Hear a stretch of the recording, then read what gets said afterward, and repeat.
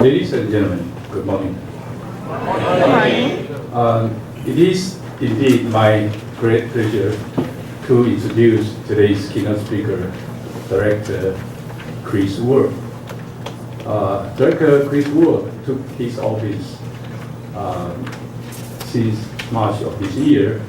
He is currently the Director of British Trade and Cultural Office in Taipei.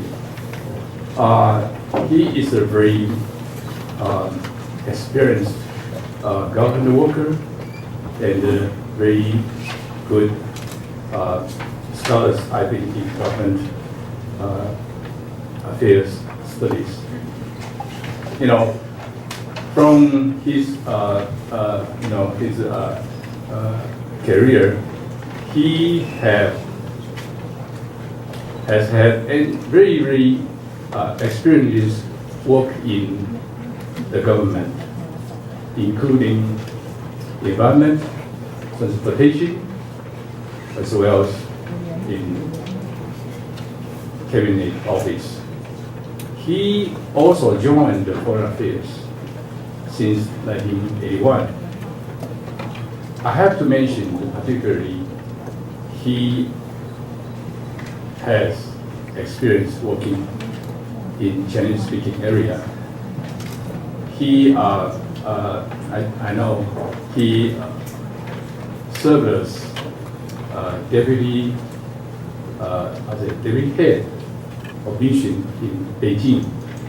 Also served as a director and consul general in Guangzhou, as well as in Hong Kong. So, from his experience, we know he is not only very fluent in Mandarin speaking, but also has acquired a great deal and in-depth knowledge of Asia Pacific region. So today, his keynote speech will be very inspiring and interesting because he has this dynamic background. I just talked with him just a few minutes ago. I know he can speak very good Mandarin Chinese. Well, today, while we very much hope to listen to him in his English, his Chinese, but we're still expecting he can speak in English, particularly very classical, beautiful British English. Maybe an Oxford accent, and Cambridge accent, or whatever English accent. So, but for today's occasion, I think perhaps we should let him speak English. But we're still looking forward to listen to his Chinese to be spoken next time. We already asked him. So after we finished the upstore, we had a very beautiful big auditorium instead of this small one. So he is going to talk the topic of competitiveness, leadership, management in a globalized world.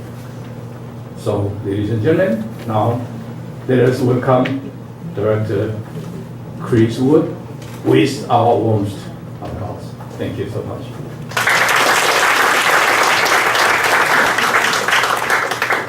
Well, with the introduction I have just received, I have to start in a certain way this morning.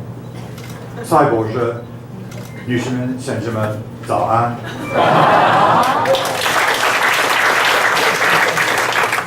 But I will continue in English.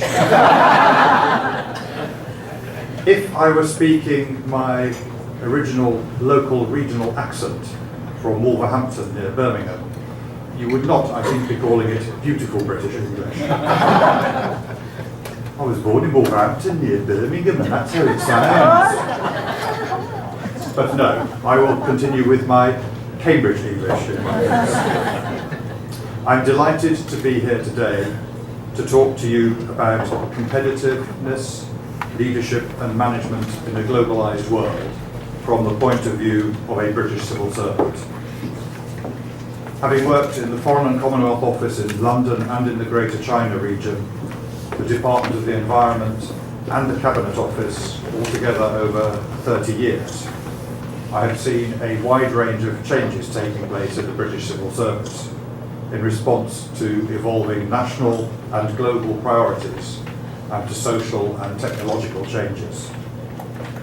The recent former British ambassador to Washington had this to say about the modern civil service. He said, "Change is the only constant," and it has certainly felt like that during my career. I shall outline some of the many ways in which the British Civil Service has embraced and continues to embrace reform to ensure that it remains competitive in the 21st century, employing the best people to lead it and providing the right support for its managers. I hope that this can provide you with some constructive ideas which will also be useful for Taiwan's civil service. But let me give you a quick introduction to the history of the British Civil Service, which has some connections with this part of the world. In 1806, so over 200 years ago, the Honourable East India Company established the East India Company College to train administrators.